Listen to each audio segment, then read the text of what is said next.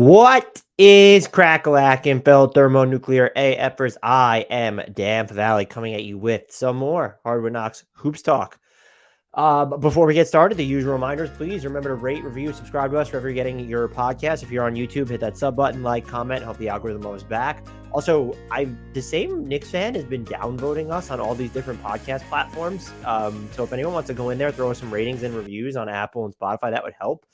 It's some different variation of the same screen name. I get these wrap-up reports every week, and we've been getting a lot of one votes. I don't even think we talked that much about the Knicks lately, but it's clearly a Knicks fan. Shout out to us for, I guess, angering people so much that they want to downvote our podcast for that. But please help us rebound from some of these weird ratings inundations. Join our Discord. The link to that is in the podcast and YouTube description. Follow us on all the socials at HardwoodKnocks on TikTok, YouTube, and Twitter, and then at Hardwood_Knocks on Instagram. That'll do it. I figured I would just bounce around to talk some just like general NBA news and rumors.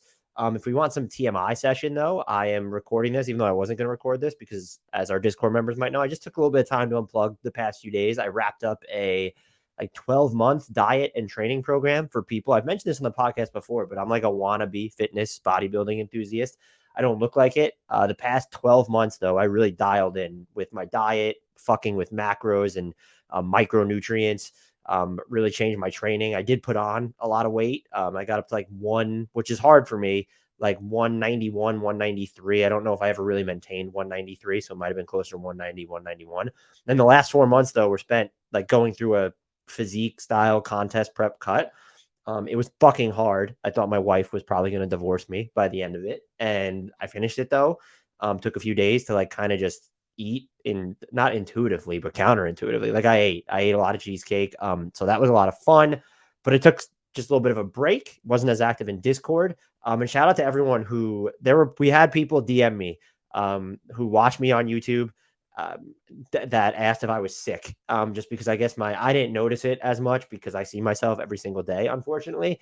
But I guess my face was sunken in. I had some people come to the gym and say stuff to me. Some of my family members were concerned, so I didn't notice it in real time. It's not the healthiest thing to do, but it gave me just like I wrote about this on Instagram. It gave me something to focus on, a distraction amid what was just a very uncertain and stressful year like it was for everybody. So I thoroughly enjoy that stuff. I'm excited to really do it all over again. Maybe have a coach this time, but if you needed the TMI information, and also just I kept meaning to mention it, that no, I'm not sick. If there was enough people that asked me if I was okay, and I'm always going to look tired just because I don't sleep enough, but it was really cool that you're not randos on the internet if you're watching and listening to me, or strangers on the internet. Like, it was actually genuinely nice that people were concerned. It's like the feedback when we've talked about the future of the podcast. That stuff is just really humbling and super appreciative of it. So I didn't feel the need to, it wasn't droves. I think I got it was fewer than half a dozen messages about it, but it was enough to where it was like, okay. And then when I had people around the holidays start saying stuff to me at the gym, like just people I've spoken to sometimes, but not really that much. And then having family members say stuff to me, I was like, all right, well, this is, no, I'm not sick. I'm doing this to myself. But yeah, so that explains the break in Discord. I'll be back and chatting it up in there probably around like Tuesday or Wednesday a bunch. But we have like news and rumors to get to. And I think the biggest news is that Kevin Durant dealing with that sprained right MCL that he suffered against the Heat. Jimmy Butler barreling into his leg. I saw some people say that Jimmy Butler aimed for his leg, and I don't know. I watched it a bunch of times. I didn't see the game live. I want to make that clear, but it didn't seem like Jimmy Butler was aiming to get into Kevin Durant's leg. Kevin Durant will now be out. It seems like at least a month. I'm curious to see what the ramp up will be like for him, just because he is 34. He was averaging over 36 minutes per game. I know a lot of people and I'm not a doctor, although the Glue Guys, the Brooklyn Nets podcast for The Athletic, I did check out their episode because I saw that they had Raj Patel on, doctor, and he was talking about the injury. And I think this was my stance that was important. He didn't seem to think that playing time was tied to this injury. Jimmy Butler, go back and look at it. Jimmy Butler just Kevin Durant's leg crumpled to bit. That's what the explanation is for this. And I will say, I don't know how many minutes you want Kevin Durant to play. Ideally, he was 27th in minutes per game over since basically before Thanksgiving, since November 23rd. And that was at 34.7 minutes. So he was under 35 minutes per game for a lot of this dominant net stretch, which probably had a lot to do with maybe how dominant some of the performances were. I don't know how low you would have wanted his minutes to be. I guess ideally, you'd like to see him at 31, 32. the Nets were so reliant on him. And those minutes, I think you can argue, were just like a bear for him because he's been really important to them on defense this year too. And I kind of, not that I misspoke, but I think I undervalued his defense at one point this year. And then going back and kind of looking at the assignments that he's taken on, some of the help rim protection he's provided, he's had an incredible year, both offensive and defensively. And so those minutes were a fucking bear. I totally get it. But how few minutes do you want him to play? He's one of the best players in the league. And so if you wanted him under 32 minutes, I don't know. And that's not going to change the outcome of this injury anyway, to me, at least. So I can't get too caught up in his playing time. When it was the beginning of the year and it was just routinely, he was logging 40 minutes at the start of the regular season in these games. Yeah, I was concerned. But it seems like because the Nets were winning and just under Jacques Vaughn, the minutes have been a little bit more in check. And so I just can't bring myself to, I care about that. And he seems to have these injuries every year now, but like, I don't know that I need to that we collectively need to harp on the playing time issue with this. It's a big injury. This came from the Glue Guys podcast too. I don't know how like important or relevant it is, but they tweeted this as well. It says, just to recap, the last time KD went out with a knee injury, the Nets were 27-15. They're 27-13 right now. The Nets were second in the East, and they're second in the East now. By the time KD came back, the Nets were 32-31, eighth in the East. Harden was traded. The season completely tanked. I don't think that's going to happen this year, mostly because James Harden isn't going to request a trade from the Nets. But more ideally, I think the fact that you're not dealing with Kyrie Irving only playing in home games, you're going to have him available every night. That should help. I like the fit of this team better than I do like sort of last year. And also the fact that, you were waiting for Ben Simmons to come back last year and that was never going to happen. Then you're dealing with the James Harden stuff on top of that. I think the Nets are better equipped to navigate this absence. I will say, when you go and look at their schedule, I don't think they get any sort of breaks here. And this coincides with what I think is like their biggest national TV stretch. So before Kevin Durant slated a month would bring him right back around the trade deadline if he returns right there. But you just wonder, like, could they maybe try and buy time until the All-Star break or something, like around that February 15th, 16th area? And the Nets have 11 games on national TV, including Thursday's matchup with the Celtics between then and the All-Star break. So that's just like, the schedule. They play they're going to play Boston on Thursday. That's tough. OKC, that's not a pushover. But then you get San Antonio, Phoenix without Devin Booker, and they've been kind of a mess. The Jazz have pulled back. Golden State's going to have Steph Curry back by then. So that's food for thought. Philly's been killing it. You get Detroit. The Knicks are on the come up. Then the Lakers are kind of on the come up right now too. And Anthony Davis feels like he might be coming back soon. Boston again. Washington, The Clippers are just Jekyll and Hyde. Phoenix, is Booker back by that point? That's February 7th, right before the trade deadline. The Bulls, which version of the Bulls are you going to get? Then Philly again on February 11th. February 13th is the Knicks. February 16th is the Heat. February 24th. February 15th is the Heat. And so like that's a fairly like in terms of gimme games, if Kevin Durant was healthy, you look at the Thunder, the Spurs, maybe both those, like the Detroit game for sure. And then I would say both, like at least one of the Phoenix games. And you consider like Utah or Chicago in that vein. So like this isn't really an easy stretch. There's just more parity in general. So I talk myself into every team having this hard ass schedule. Not an ideal time for KD to go down. I'm interested to see what they do, like running the lineups and how the offense really works without him. I think right now when you're starting Claxton, Durant, Irving, O'Neal, and Simmons, the easiest thing to do from my perspective would be just to slot Seth Curry in there. Maybe you try and give that spot to a Joe Harris, hoping that helps him come alive, but just replace Kevin Durant with another shooter around Ben Simmons and Kyrie Irving. The offense is more interesting to me in how it functions because this is a team that felt like it really streamlined its process after Steve Nash was shown the door. And I guess you could still go that route without Kevin Durant, but that puts a lot on the shoulders of Kyrie Irving. So I'm just wondering, two of the things I'll look for. And by the way, this is a team that like gets out in transition more than you think. And so it's not, do they have to play a ton faster? Their transition frequency is actually fairly up there. I'm more wondering, like, they're third in ISOs, the frequency with which they rely on ISOs. I think only Philly and Dallas are the teams that rely on that more. Are we going to see them go with a more conventional pick and roll? Are they really? They're not. I mean, you can run that with Kyrie Irving, but that's never been Ben Simmons' game either. If you're putting the ball in his hands more, can you see more off-ball movement? Might be the thing that you could look to. But I think when you're looking at whose minutes might increase, it's going to be by committee. I wouldn't pinpoint any one player, and you already had some guys like Royce O'Neal playing pretty heavy minutes, and Irving as well playing a bunch of minutes as too. I think I would be just curious to see, like, can they get more dribble penetration towards the basket? And like, let's really lean into that with Ben Simmons can be a driving force of that. I'm, maybe even like testing Nick Claxton out from the outside in a little bit more because he's showing some flashes of that. I don't know if this leads them to rely on a Patty Mills or a TJ Warren or a, Cam Thomas even more. But I think because this is a team that is so reliant on kind of the in-between range, since Kevin Durant does exist, and then what you get from a Kyrie Irving as well, I would be curious to see if they can figure out ways to get to the basket more. And they certainly have the spacing to do that. Is it more of let's put the ball in Simmons' hands and ask him to create? That's going to be a big one for them because they've sort of insulated him against having to have this super high offensive usage or have this mission critical offensive role even.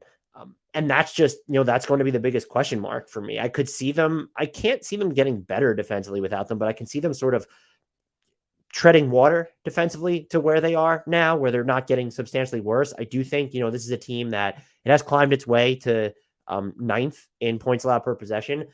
But they're like one of the worst defensive rebounding teams in the league. And I think Kevin Durant's almost, defensive rebounding numbers are down, but like is almost important to the way that they can defensive rebound better. So losing him is kind of a big deal there. It's how much do you trust, like if it's going to be a Utah Watanabe or a TJ Warren or more minutes for Harrison Curry to be sort of a part of front court rebounding. That's something that could harm them. They're not relying on getting to the foul line on their offense, which is like good, but also just now you taking one of your primary shooting foul threats out of the game too. And so that's something that could pull back. That's why the offense is just endlessly fascinating to me. And I think the player I'm going to be watching most closely here, aside from Kyrie Irving, is probably just Ben Simmons, just to see, like, does his usage change at all? Or are they trying to empower him to do things that he isn't necessarily doing right now because he was inoculated just based off sort of their offensive structure? I honestly don't necessarily know what the answer is. I would look to see, though, if there could be more. There's been ball movement under Jacques Vaughn, but like, is there going to be more player body movement now with Kevin Durant not because he needs to slow like things down. I think you can run the offense they've been running with Kyrie and Kevin. That's what you do. That's how you optimize those guys, but almost by virtue of necessity. And so overall, I think when you look at this roster and what they've been able to accomplish and what we've sort of seen from guys like Royce O'Neal, lights out this year from downtown, and also been better defensively. I think a lot of people thought he was cooked. Nick Claxton having a breakout campaign should probably be, I haven't gone through all defense yet, but he's probably he's in the discussion for an all defense spot, especially because you don't need positions for those. And then I like Kyrie's been, he's had his like games where his efficiency feels like it disappears, but then he'll just come alive in the fourth quarter. You need him to come up huge. I think you need better play from Joe Harris. Is like his ankle bothering him at all? And I guess you could look, if you're the Nets, like, does this increase the urgency for you to go out on the trade market and try and find somebody or something? I don't think so, just because it's like, well, who are you going after? You don't want this Kevin Durant facsimile because, one, he doesn't exist, and two, this is supposed to be a month, maybe a month and a half more if they're going to try and push this towards the All-Star break. Maybe they're winning without him or doing better. If they can come out of this stretch, though, and they're like 500 or close to it, that's just a monstrous win for them. But they do, I mean, if they really wanted to, like, they have first-round picks to trade. They have some interesting like salary matching tools.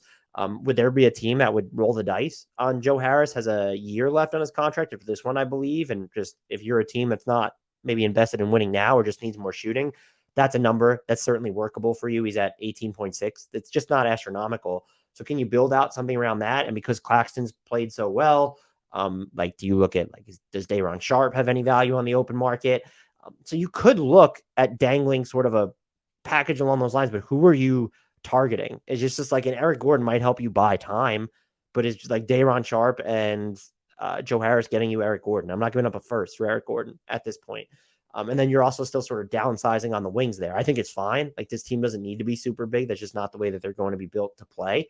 But I don't know. I just don't look at the trade market as sort of, they could have used like some reinforcements up front. Like, this would be a team that if they can figure out a way to latch on to Jay Crowder in a 3-team deal, just because I don't know if they have anything that Phoenix would really want in a straight up deal, that's just something for them to monitor. I don't think that changes. Or if they wanted some different looks at center, even though you have Claxton and you have Simmons and those minutes with them together have gotten better.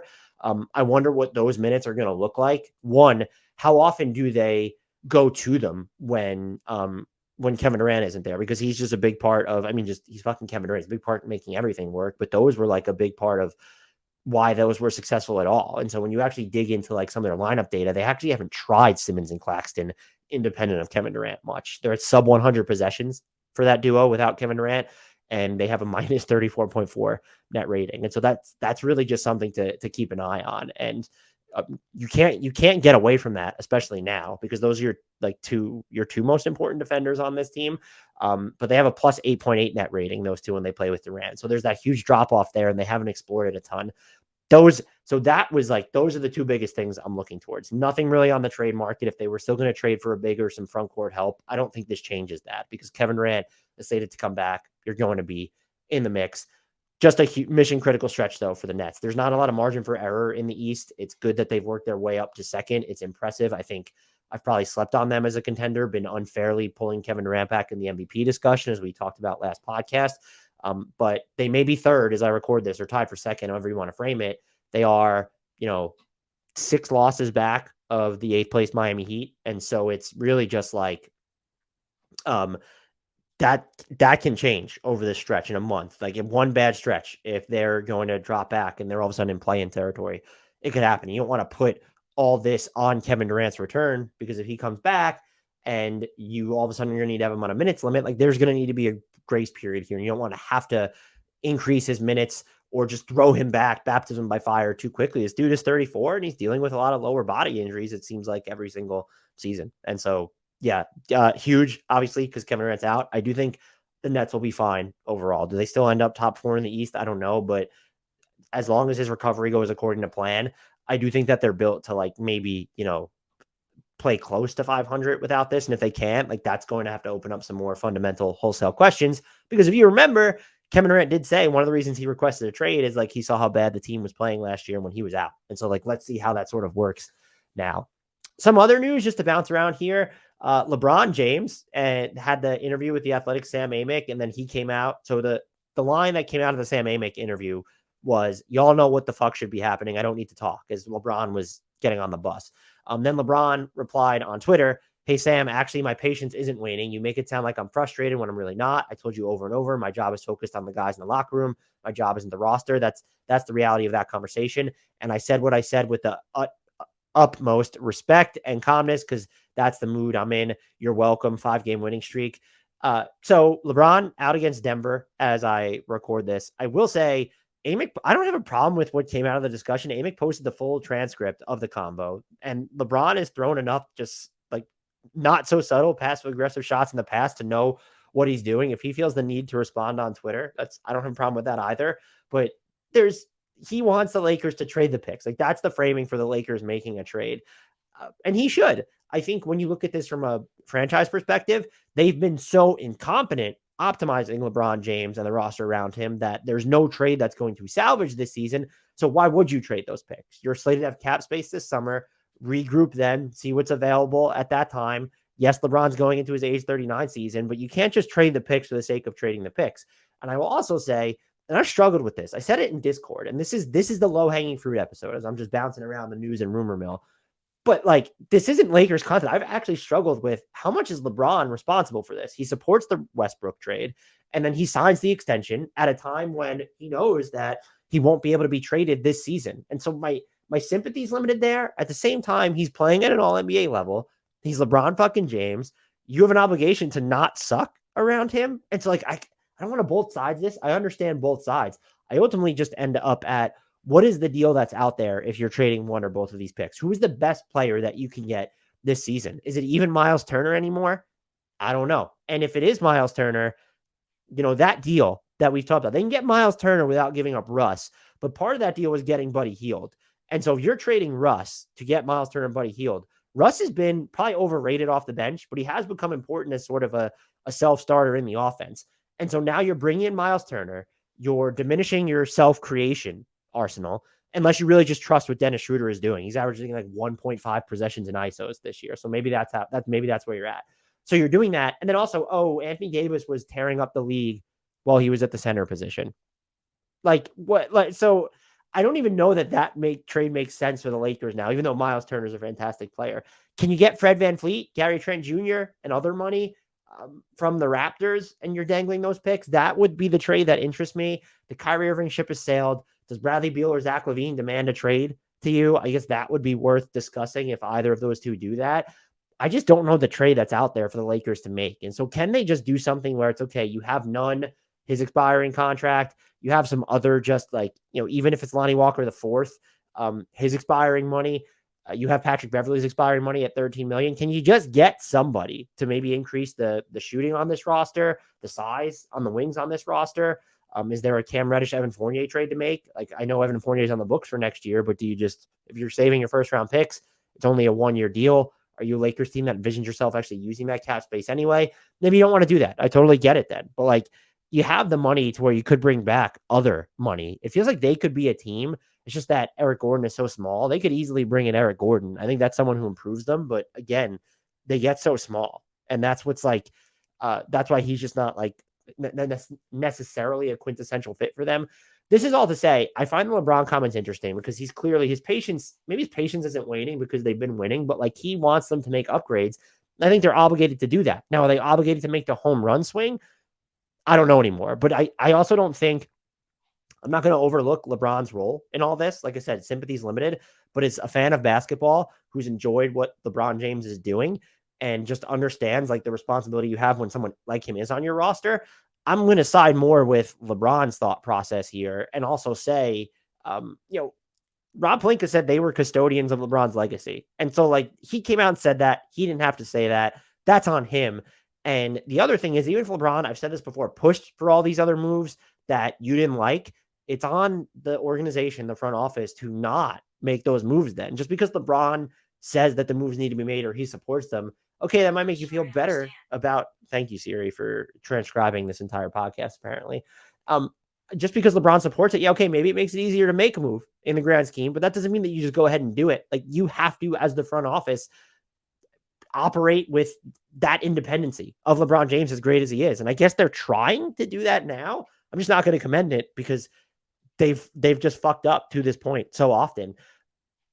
Where I land is you got to try and scope out the medium-sized deals. Is there something that you can get done without giving up a first-round pick at this point? If there were players, though, available, if the Fred VanVleet GTJ situation's available, those are guys you can say, well, we'll just sign them in free agency with cap space. One, you're not going to afford both. And two, there's value in just getting them on your books now. I don't know where I land with the Miles Turner stuff. I will say, I don't think those picks are as valuable as people believe. They probably had more cachet at the start of the season, if not during the offseason. But there are a few things here to look at. And I mentioned this in our Discord the other day, is I do think that in the next collective bargaining agreement, we're going to see at least a couple years worth of windows where free agency is more of a hotbed for talent acquisition than it has been. And if the Lakers can plan their books accordingly, they will be involved in the biggest names. And so I would certainly say maybe the 2029 pick doesn't have a lot of value just because you think that they're going to stumble into a star or two on the free agent market. Yes, they might be limited in how they can trade for a star, but they could sign one in free agency if a star hits free agency. And I believe that free agency may not change permanently, but just how extensions work. Like once we get into that 2027 area, there are going to be guys that are hitting during that new TV deal that want to hit the open market. And so if the Lakers have money to spend, they will just be in the mix because they are the Lakers and they are in Los Angeles. So teams are going to view it that way. And also executives, they're not going to necessarily have the confidence they're the ones making these picks. It's easier to get back all these distant first rounders when they're not, let's not even call them secondary assets, but when they're part of this larger asset pile. When your primary trade asset or asset that is coming back in a deal isn't conveying for closer to a half decade than not, it's just tougher to stomach because you don't have the job security to know you're going to be around. The Lakers aren't giving you a first round pick this year in any trade that happens this season. They're not giving you a blue chip prospect. Like, are you going to, if they're willing to give you Austin Reeves, like, are you really like taking a victory lap for that? Maybe. So I think it gets harder to sell as the primary turn on a really good player. Now, if it's just sort of the Lakers are willing to overpay and it's a throwaway and you're the Pistons and it's Bojan Bogdanovic, yeah, I think it gets easier to justify that. But when we're talking about a non-star or we're talking about a star or what could be a core piece for this team moving forward, without any other accessory assets to attach that are super intriguing, it gets harder to sell as a top end package.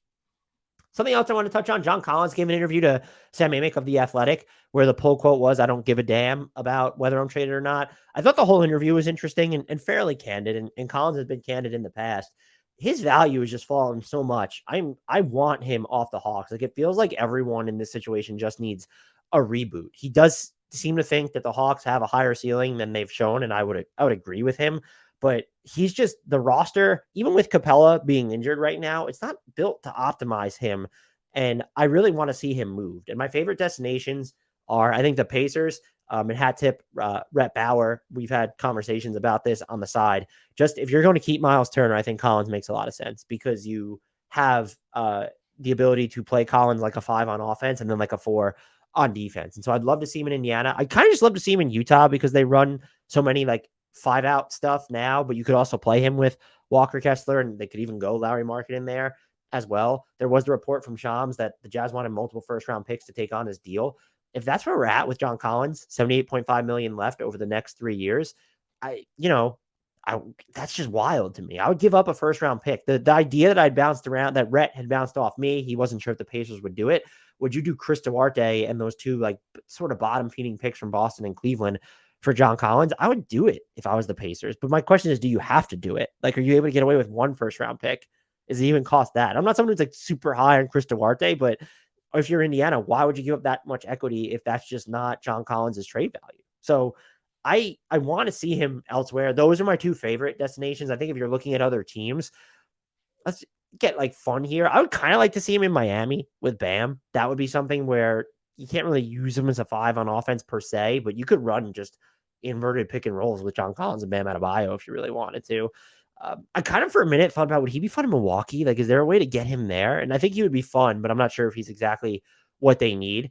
And then you're all of a sudden, so Giannis, Collins, Lopez, like how many games are those teams closing? As you have Bobby Portis, who is arguably even better than John Collins this season. Dallas is a name that comes up. I just don't see them like, I don't know what the package is because they're not giving you a first round pick and they just don't have a lot of attractive money on the table. Memphis for a minute was interesting. Just imagine Jaren Jackson Jr. and Collins in the front court.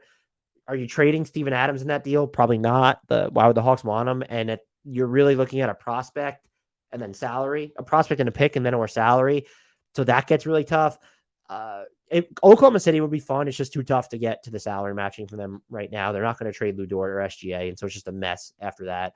Phoenix has been mentioned. Don't really love him there. Portland could be kind of fun. Don't love him with Nurkic, though. Sacramento's, I don't think they're going to have any interest, even though they were intrigued when Sabonis was there. I kind of go to San Antonio. It's just sort of like if they went the, Doug McDermott, Josh Richardson route for John Collins, like would the Hawks just do that to break him up into smaller contracts? And then you try and reboot Collins' value as a member of the Spurs.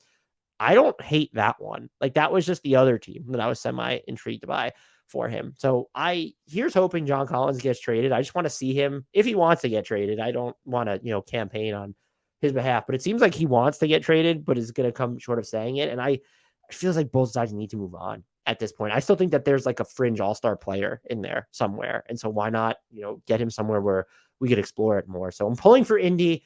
I'd love to see it in Miami. And kind of even, I wouldn't mind seeing it in Toronto either. I just don't know if Toronto would be like kind of aboard that train, but Indy and Miami might be my two favorites with like my third. I know I said Utah probably up there for sure. Maybe San Antonio. I'd like to say like those are the 4 teams. I'd just be like, hey, like let's go take a shot on John Collins, please. But anyone, seriously, please, for the love of God, just rescue him. Last thing I want to touch on is the Raptors, which we've talked about them more in detail. But this came from Tim Bontemps' article that the sources said there was at the beginning of the season a 4-year, $114.2 million extension on the table. That's the max Toronto could offer. Both sides kind of elected that it was fine to wait. He can sign it before June 30th. So there's no rush is what VanVleet had said. That was also via TSN's Josh Lewenberg. Just kind of weird. VanVleet's efficiency is down on catch and shoot threes. He also, it just feels like he peters out in games sooner now. I don't know if that's a function of how the Raptors defend, how many minutes he's playing, some combination of both. So I think the extension would still be on the table now. I don't think that he's played himself away from that. I'm just curious whether he's played himself out of much money on the open market this year. There'll be some additional cap space on the table. Is there a team out there that's going to be impulsive enough to just throw him a fringe max though, that has room? I don't know. Like Detroit is not going to do it. Indy's not going to do it. Uh, I like who else is slated to have cap space at this point? Maybe Orlando. Would they do it? The Spurs, are they going to do it? So like I don't know if he's cost himself money on the market. OKC is not going to do it. And the Spurs won't do it. I think you could circle Sacramento could technically have cap space this year, but they're not going to be in the Fred VanVleet sweepstakes. Orlando would be like the team. And maybe, I mean, like, no, the Lakers too. The Lakers and maybe the Magic. I just don't know how much leverage that gives him. I think he would probably get more than the extension, maybe including from the Raptors. So I kind of don't expect him to sign it, but if he sort of continues down this path, being a small guard, it might behoove him to just lock up the financial security. He was right saying, though, that he has outplayed his current contract. Tim Bontemps would also mention that people around the league are waiting to see whether the Raptors will sort of blow it up because there's not a lot of sellers right now. We've heard that ad nauseum, yada, yada, yada, yada. They've also just been bad over their last 20 games or so. They are now 12th in the East at 17-23. We've seen their defense slip. The offense has the same problems that you think about. There's just not a lot of bankable depth on this team right now. I don't know what the Raptors are going to do. They feel like tight-lipped when it comes to these trade rumors where, yeah, things will leak out, but what do you really expect to find from them? What they do is going to sort of just be, stealth, and we'll find out about it either right before it happens or after it actually happens. I just would reiterate that, one, I don't think this season's unsalvageable for Toronto. And so there are deals out there to upgrade their roster where they're not, let's say it's not a star, but like they're not giving up a shit ton of draft equity. I just wouldn't put it past Masai to take the swing because there's a talent at the top of this roster, especially if you believe in Scotty Barnes, who's played a little bit better lately, I would say. However, even if the Raptors sort of elect to just like punt on this season, there's no guarantee it is in tandem with this blow up. They could just, shut down Siakam and VanVleet, then extend Siakam and re-sign VanVleet over the summer. Do the same thing with Anunoby, see what they have in their young guys. Maybe you trade some ancillary players, but you don't have to go the blow up route. I do think Gary Trent Jr. gets traded. That's the prediction I will make here. I do think there's a higher than expected chance that they do sort of a quasi blow up where it's no, I don't know why you trade Siakam. I know he's older, but that's just an all NBA player right now. Fringe all NBA player. He's really good. Unless you're doing the full scale teardown, why would you move him? And I'm surprised at how many people are just like, well, let's see if they put OG Anunoby on the open market. He's so young. Why are you, if you're the Raptors, like, why isn't he just a part of, even if you're rebuilding or even if you're reloading, why are you getting rid of him of all players? It's, yeah, okay, maybe you don't want to worry about his next deal to be his third contract. And so if you're getting a really high-end rookie scale prospect, but just like, you're not going to get the Donovan Mitchell trade package or Rudy Gobert trade package for OG Anunoby, would be my prediction. And then like, you're probably just not even getting, and I had a conversation with someone on the side about this, you're not even getting Benedict Mathurin from the Pacers in an OG Anunoby trade. And so it's just like, what are you really getting? Let's say you get 2 good firsts. So without like a 3 good first package, someone coming over the top or the equivalent in prospects, I just don't actually know why they would even consider moving him. And that's like why I'm not, disenchanted with the idea of a Raptors blow up. I actually think they need to. I would probably explore moving Gary Trent Jr. and then everyone else who's not Siakam, Barnes, and Anunoby. I just feel like VanVleet, his next deal, getting rid of his shot creation is super tough, but like, let's keep yourselves a little leaner or look towards other different trade packages to where can you diversify your creation and go out and, if you really want to, one, actually like kind of explore the playmaking depth of a Scotty Barnes, then just, like kind of trade one of the safety nets on this team, or can you get a higher end creator via trade over the offseason with some of the picks and prospects you accumulate from Fred VanVleet? And so it's more of a matter of, okay, we're inflating our lottery odds this year, let's just say, by moving VanVleet and Gary Trent Jr. We're shutting some guys down here, maybe seeing what Scotty Barnes can offer. Is there anything left from like a Malachi Flynn here? Let's just really unlock Christian Koloko and see if he can block and swallow the world at this point. And then you're getting assets and prospects in return to build up what would be a better trade package over the summer. When I do think the trade landscape is actually going to be pretty, we'll have different podcasts about this maybe later on there, but I actually think the trade market's going to be like pretty like bumping, like as the kids from the 90s might say. I think that the trade market is going to be super interesting over the summer this year. And so you're more equipped then to make that move. And also, I would say, I don't know if I want to be a part of VanVleet's next contract. He is so good, and I think his game should age fairly well. But if you're talking like 4 years and near max money for him as a smaller guard, this year does give me some kind of pause. And the limitations he has as an actual point guard, where I do think he's improved over the past couple of years, as someone who's not, though, going to necessarily buoy your half court offense on his own, having sort of this 1.5 level of scoring, if you want to call it that, rather than every level scoring, it does worry me. And that's not a shot at him. So I would look at moving VanVleet also because I think you get real value for him just because of the dearth of sellers on the market right now. However, I would kind of bet against the full scale tear down. A Siakam move doesn't feel like a midseason trade. That would actually floor me. I won't rule anything out in hashtag this league, but it would actually floor me. Anunoby, that's the question. Is I wish I had Grant on this podcast. Is who's more likely to be traded midseason? And I don't think either of them do, but like who would be more likely? OG Anunoby or Siakam? That's something I'm going to pose to you, the listeners, but Grant at some point.